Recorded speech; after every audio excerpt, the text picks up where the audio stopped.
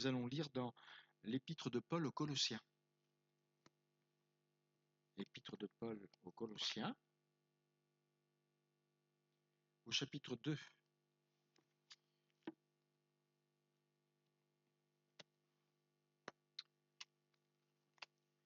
Et nous allons lire le verset 8, et ensuite nous irons au verset 20 à 23.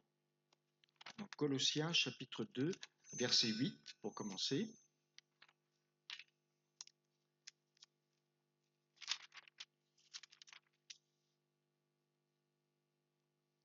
Prenez garde que personne ne fasse de vous sa proie par la philosophie et par une vaine tromperie, s'appuyant sur la tradition des hommes, sur les principes élémentaires du monde et non sur Christ. Et donc un peu plus loin maintenant, au verset 20, « Si vous êtes morts avec Christ aux principes élémentaires du monde, pourquoi, comme si vous viviez dans le monde, vous impose-t-on ces préceptes ? Ne prends pas, ne goûte pas, ne touche pas. » Préceptes qui tous deviennent pernicieux par l'abus et qui ne sont fondés que sur les ordonnances et les doctrines des hommes. Ils ont en vérité une apparence de sagesse, en ce qu'ils indiquent un culte volontaire, de l'humilité et le mépris du corps, mais cela est sans valeur réelle et ne sert qu'à satisfaire la chair. Et nous retenons particulièrement la fin du verset 23. Cela est sans valeur réelle et ne sert qu'à satisfaire la chair. Je voudrais vous parler de la satisfaction ce soir. Alors vous l'avez remarqué au travers de cette lecture, l'apôtre Paul est en train de dénoncer ceux qui colportent des fausses doctrines, qui ne sont fondées que sur des ordonnances et des doctrines humaines. Et il le dit d'une manière directe, ils ont une apparence de sagesse, c'est vrai. Ils indiquent un culte volontaire, de l'humilité, le mépris du corps, mais tout ça, c'est sans valeur réelle et ça ne sert qu'à satisfaire la chair. Dans la traduction Parole de vie, le verset 23 est rendu de la manière suivante. Ces règles ne valent rien. Elles servent seulement à satisfaire les désirs humains. Alors, ça nous permet, quand on change comme ça de traduction de temps à autre, de mieux comprendre, de mieux expliciter le sens. Alors, quelle est la signification de ces versets ? Bien, quand on examine effectivement les doctrines de ces ascètes dont parle l'apôtre Paul, on s'aperçoit qu'elles génèrent une forme de satisfaction qui est liée à l'orgueil. Alors vous allez me dire, mais c'est quand même bizarre qu'on puisse trouver de la satisfaction dans l'orgueil. Mais c'est la réalité. Vous voyez comment Alfred Kuhn, dans sa transcription Parole vivante, rend le verset 23. C'est très intéressant. Il dit ceci, « Les prescriptions de ce genre, donc les règles dont il est fait mention, ont, il est vrai, bonne réputation et paraissent renfermer une grande sagesse.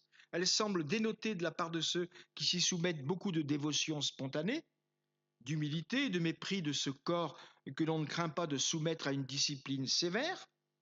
En réalité, aucune de ces règles n'a la moindre valeur devant Dieu. Elles n'aboutissent qu'à nourrir l'orgueil des gens qui veulent se mettre en valeur. Donc, ça ne sert qu'à satisfaire la chair. Et l'apôtre Paul nous dit donc qu'il peut y avoir une certaine satisfaction dans l'orgueil. Je vais vous donner des exemples. Quand quelqu'un se retranche derrière sa fierté, parce qu'il se croit supérieur aux autres, parce qu'il a le complexe de supériorité, il est en plein dans cette assurance charnelle, dans cette surestimation de soi, et c'est cela que la Bible appelle entre autres l'orgueil de la vie. Et nous sommes prévenus, l'orgueil de la vie, le monde passe, sa convoitise aussi, et l'orgueil de la vie passera de la même manière. Dans le psaume 73, il est bien dit, en parlant des impies, que l'orgueil leur sert de collier. Le collier, c'est ce qui sert pour la parure. L'orgueil leur sert de collier. Et il est dit aussi dans le livre des Proverbes que ce n'est pas à l'intelligence que l'homme prend plaisir. Ce n'est pas là qu'il trouve sa satisfaction. Il est encore question des hommes impies, mais c'est à la manifestation de ses pensées. Autrement dit, il s'écoute parler, il s'admire, voilà. Il y a comme un orgueil qui apparaît, et c'est quelque chose que l'apôtre Paul ne manque pas de souligner lorsqu'il s'adresse aux Colossiens. Alors bien sûr, si elle est souvent liée à l'orgueil, la satisfaction n'est pas illégitime pour autant. Je vous rassure quand même, parce qu'il y a des sujets de satisfaction qui sont tout à fait légitimes. On peut être content de son sort, content de sa condition, tout simplement parce qu'on a un cœur simple et on sait recevoir simplement les choses de la vie et qui nous avantagent, c'est vrai. Et on dit merci Seigneur, nous les chrétiens, pour ce qu'il y a de bien qui peut nous arriver. On peut également avoir un sentiment de plaisir intérieur lorsqu'on a mené à bien un projet, lorsqu'on a réussi ce qu'on a entrepris, et c'est tout à fait légitime qu'il en soit ainsi. On peut expérimenter les joies de la vie familiale, et quand tout va bien dans notre vie professionnelle, on peut s'en réjouir aussi. Et dans tous ces cas que je viens de vous citer, on peut parler de satisfaction légitime. Alors que l'apôtre Paul, lui, il nous parle au contraire de cette satisfaction malsaine que l'on trouve au travers de ces ascètes qui mettent en avant le mépris du corps et puis qui se mettent eux-mêmes en avant.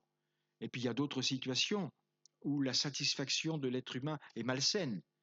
Je ne vais pas trop m'attarder là-dessus, mais quand on voit par exemple quelqu'un qui échoue et qu'on s'en réjouit, vous croyez que c'est une bonne satisfaction de ça?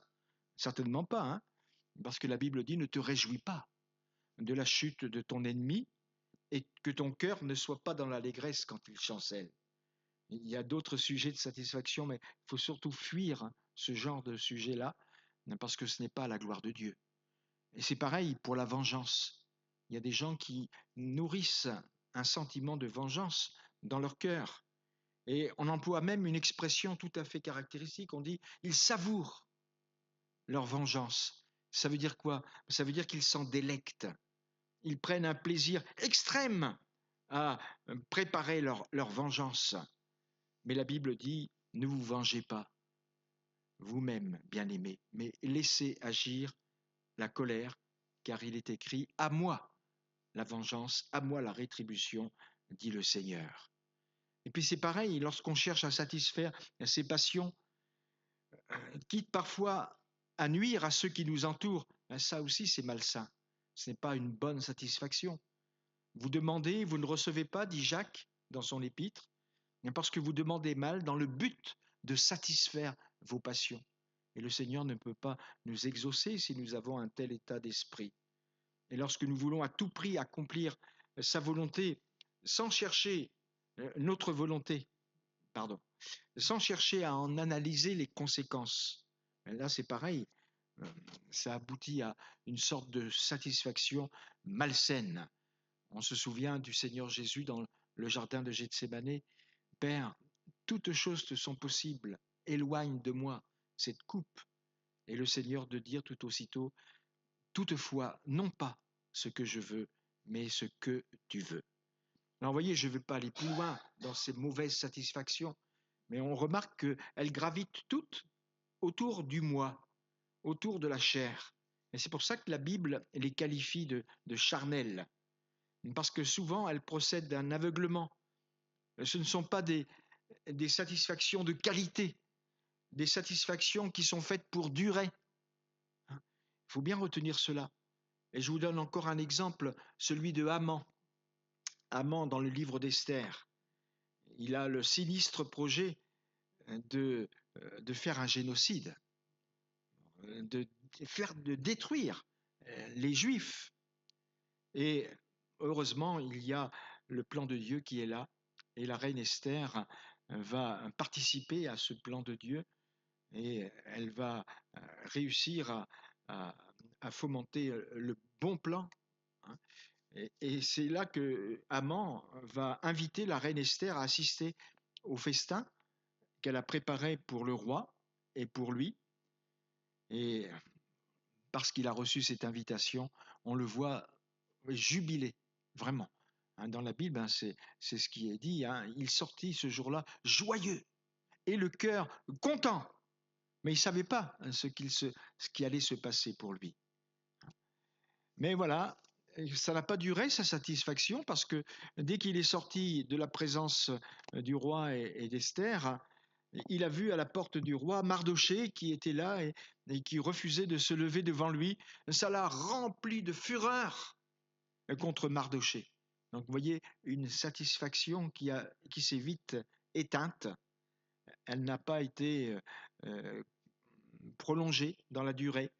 Voilà. Et puis on connaît la suite, puisque Haman a été pendu au bois qu'il avait préparé pour Mardochée. Voilà. Donc vous voyez, ce qui caractérise la satisfaction charnelle, c'est qu'elle est souvent misérable. On trouve ces paroles dans le livre des Proverbes. Les paroles du rapporteur sont comme des friandises. Elles descendent jusqu'au fond des entrailles. Vous voyez, une satisfaction éphémère, des friandises qui descendent jusqu'au fond des entrailles. Donc, comment peut-on se régaler des médisances? Et pourtant, la Bible nous avertit qu'il y a là encore une fausse satisfaction. Voilà. Alors, on fait une petite remarque maintenant, au point où on en est arrivé dans ce message. Comment les êtres humains perçoivent-ils, la plupart du temps, la satisfaction? Bien, pour eux, on remarque cela, la satisfaction se comprend dans le sens de ce qu'on est ou de ce qu'on reçoit. C'est-à-dire qu'on est content de ce qu'on est et on est content de ce que l'on reçoit. On est satisfait de soi-même. On est fier de soi. Et on fait graviter tout autour de soi, comme le pharisien dans le temple. Souvenez-vous, dans l'évangile selon Luc au chapitre 18, il était là, debout, il priait en lui-même. « Oh Dieu, je te rends grâce de ce que je ne suis pas comme le reste des hommes, qui sont ravisseurs injustes, adultères ou même comme ce publicain. Je jeûne 2 fois par semaine, je donne la dîme de tous mes revenus. » Il était fier de ce qu'il était. Et on peut dire qu'il est dans l'autosatisfaction. Mais il faut veiller, bien sûr, pour nous, maintenant je m'adresse à nous, il faut veiller à ne pas entretenir une fausse satisfaction. Parce que le Seigneur Jésus nous a avertis à ce sujet. Voyez le message qu'il a laissé à l'église de Laodicée. Parce que tu dis, je suis riche, je me suis enrichi et je n'ai besoin de rien. Et parce que tu ne sais pas que tu es malheureux, misérable, pauvre, aveugle et nu, je te conseille d'acheter de moi de l'or éprouvé par le feu, afin que tu deviennes riche, et des vêtements blancs, afin que tu sois vêtu, et que la honte de ta nudité ne paraisse pas, et un collier pour oindre tes yeux, afin que tu vois. On remarque aussi, mes frères et sœurs, que dans le monde dans lequel on vit, tous ces loisirs qui sont suscités pour satisfaire les gens ne les rendent pas satisfaits pour autant. On peut remarquer cela. Leur cœur est-il rempli de joie? Leur cœur est-il rempli de paix et d'espérance? Non. Et la Bible le dit bien, tous les fleuves vont à la mer et la mer n'est point remplie. Ils continuent à aller vers le lieu où ils se dirigent. Comme quoi, on fait converger vers soi tous les plaisirs de la vie, mais ça ne remplit pas notre cœur. Donc, maintenant, on est obligé de faire une constatation. C'est que la vraie satisfaction doit être orientée autrement. Et là, je vais faire un petit peu d'étymologie. Quel est le sens étymologique du mot satisfaction? Bien, satisfaction, ça veut dire faire assez, faire suffisamment. Et la véritable satisfaction ne consiste donc pas à recevoir assez, mais à agir assez, à donner assez, à s'investir assez. Ce n'est donc plus la satisfaction orientée vers le moi, mais c'est celle qui est orientée vers Dieu et vers les autres. Alléluia. Et c'est ça la satisfaction spirituelle.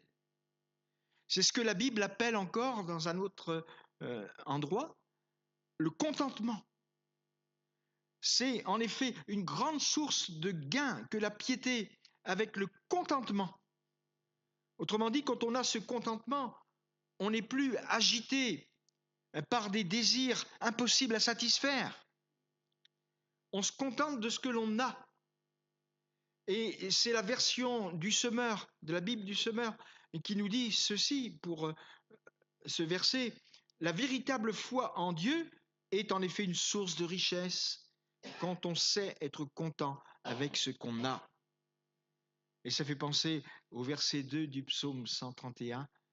J'ai l'âme calme et tranquille, comme un enfant sevré qui est auprès de sa mère. J'ai l'âme comme un enfant sevré. Vous voyez, là, on voit la satisfaction, on voit le contentement.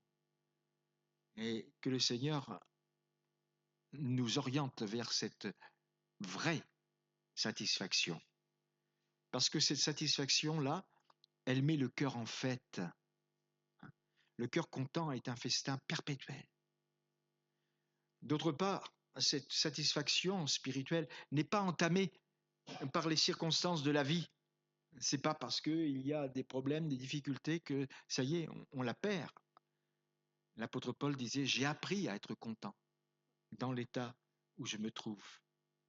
On remarque encore que cette satisfaction spirituelle, elle dépend de la faim et de la soif que nous avons des choses de Dieu.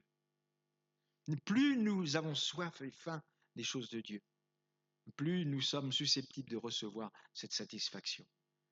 La Bible dit en effet, en parlant de Dieu, qu'il a satisfait l'âme altérée, il a comblé de bien l'âme affamée. Et il est dit dans le livre des Proverbes aussi, le juste mange et satisfait son appétit. Et plus nous avons de l'appétit concernant la parole de Dieu, concernant notre communion avec Dieu, et plus nous avançons aussi dans ce contentement, dans cette satisfaction spirituelle. Et ce qui est merveilleux aussi, c'est que cette satisfaction découle de l'œuvre du Seigneur en nous. Alléluia. Le mot satisfaction, je vais aller un petit peu plus loin maintenant dans l'étymologie, ça vient du latin satisfactio. Et le premier sens de ce mot, et je l'ai vraiment vérifié personnellement dans le gros dictionnaire Gaffio, c'est dictionnaire du latin, c'est l'équivalent du bailli en grec. Bon. Et satisfaction, premier sens, action d'acquitter une dette. Oh, je me suis dit, là, c'est quand même fort, ça. Hein, et c'est vrai que quand nous avons une dette, par exemple, et puis que nous l'acquittons, ça produit un soulagement extraordinaire. Je ne sais pas ce qu'il en est pour vous, mais vous êtes content, vous avez payé votre facture, là, vous êtes content. Voilà, je suis en règle. Il y a un soulagement, il y a une satisfaction. Mais cette étymologie, bien sûr, nous amène à considérer que la plus grande dette qui a été acquittée dans notre vie, c'est celle du péché. Et cette dette-là, nous étions incapables de l'acquitter nous-mêmes. C'est le Seigneur qui a donc opéré cette œuvre. C'est lui qui a acquitté cette dette du péché en donnant sa vie pour nous à la croix. Et il nous a remis entièrement la dette quand nous nous sommes repentis devant lui. Et c'est cette œuvre qu'il a opérée en nous qui génère la plus grande satisfaction. Et si je vous demandais ce soir, mais qu'est-ce qui vous donne le plus de joie? C'est sûr que vous allez me répondre, c'est d'appartenir au Seigneur. Et c'est d'avoir été gracié, c'est d'avoir été béni, c'est d'avoir été pardonné, c'est d'avoir été introduit dans le royaume de Dieu. Et on est tous d'accord là-dessus. Hein. Alléluia. Alors, si on fait le point maintenant, outre ce que nous venons de souligner, là, action d'acquitter une dette, le mot latin satisfactio, si on le décompose, il y a deux mots. Il y a satis. Satis, c'est l'adverbe qui veut dire assez. Assez. Et factio, ça dépend du verbe latin facere, qui veut dire faire. Donc faire assez. Hein, ce que je vous disais déjà tout à l'heure.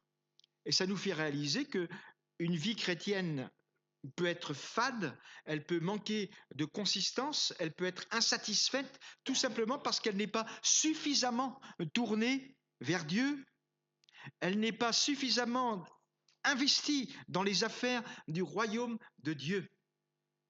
C'est pourquoi la vie chrétienne gagne à être renouvelée constamment. Quand il y a eu cette collecte pour les saints de Jérusalem, il y a eu un élan de cœur remarquable pour participer à cette collecte. Et l'apôtre Paul dit dans son rapport, non seulement ils ont contribué, comme nous l'espérions, mais ils se sont d'abord donnés eux-mêmes au Seigneur, puis à nous, par la volonté de Dieu.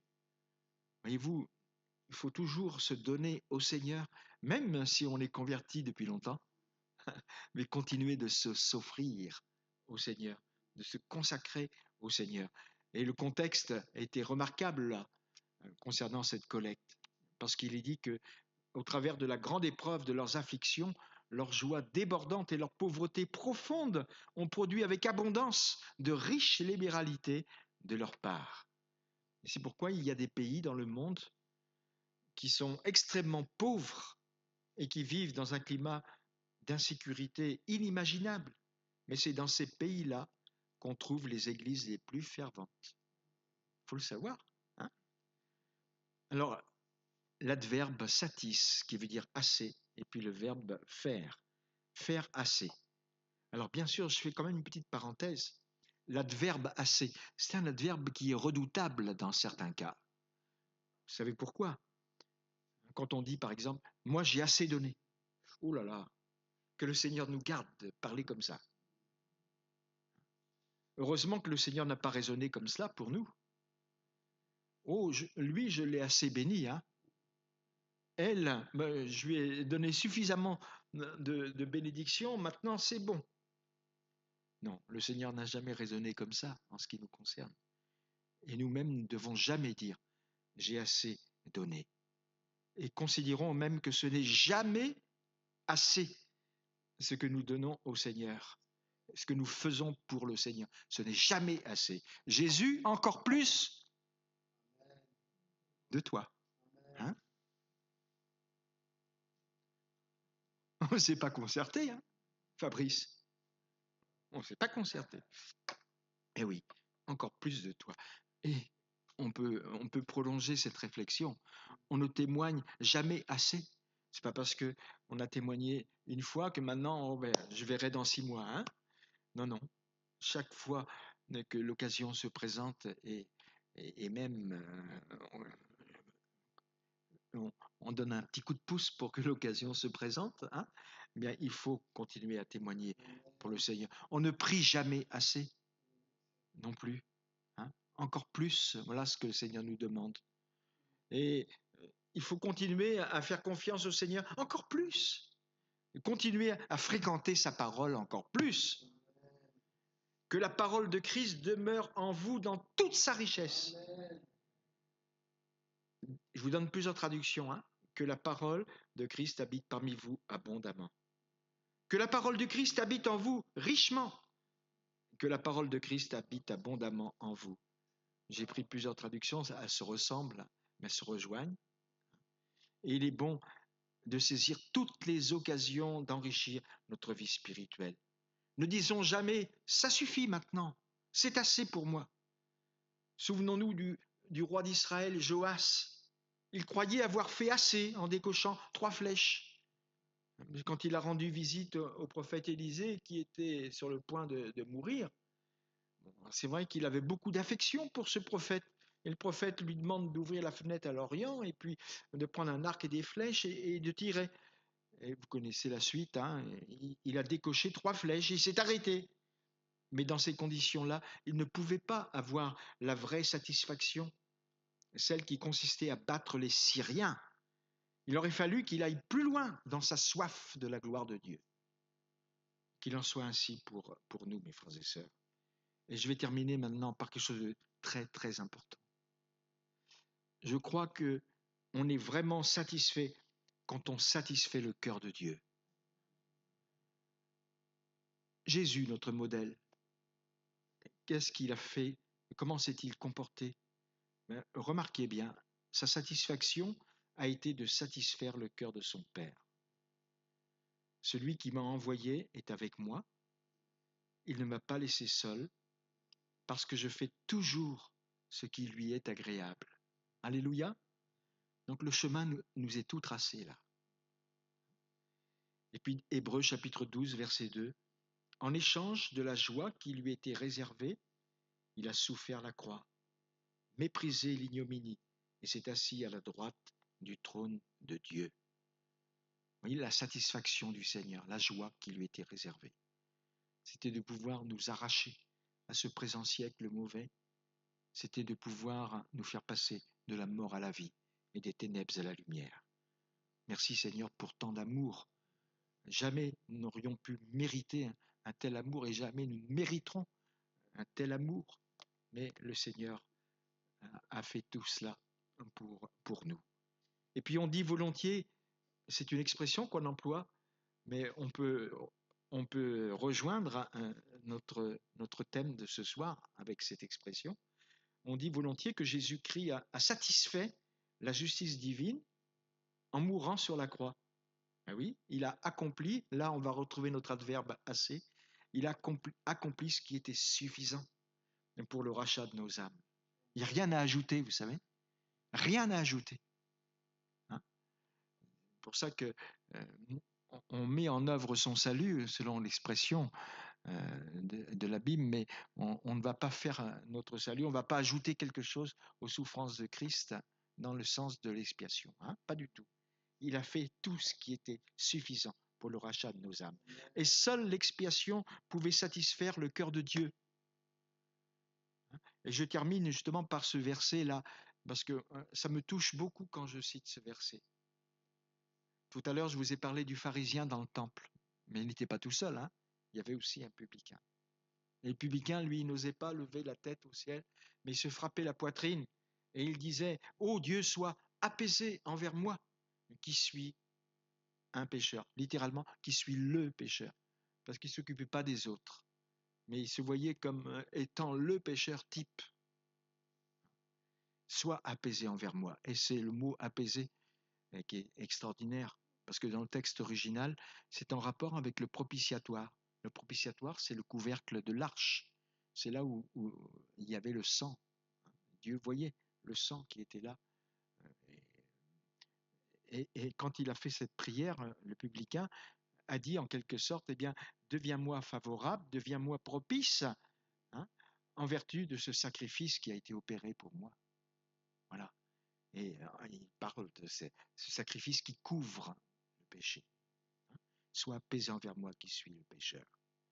Alors voyez, ce soir, nous ne nous occupons plus de savoir si nous allons recevoir assez, si nous allons être bénis assez. Bon, bien sûr que le Seigneur s'apprête à faire de grandes choses, mais occupons-nous aussi de savoir si nous nous investissons assez, si nous nous donnons assez, si nous nous montrons encore plus notre gratitude, notre reconnaissance au Seigneur et qui nous a tant aimés. Et puis si nous sommes prêts à le servir encore plus, à lui obéir encore plus. Voilà les questions que nous devons nous poser. Bien que le nom du Seigneur soit béni.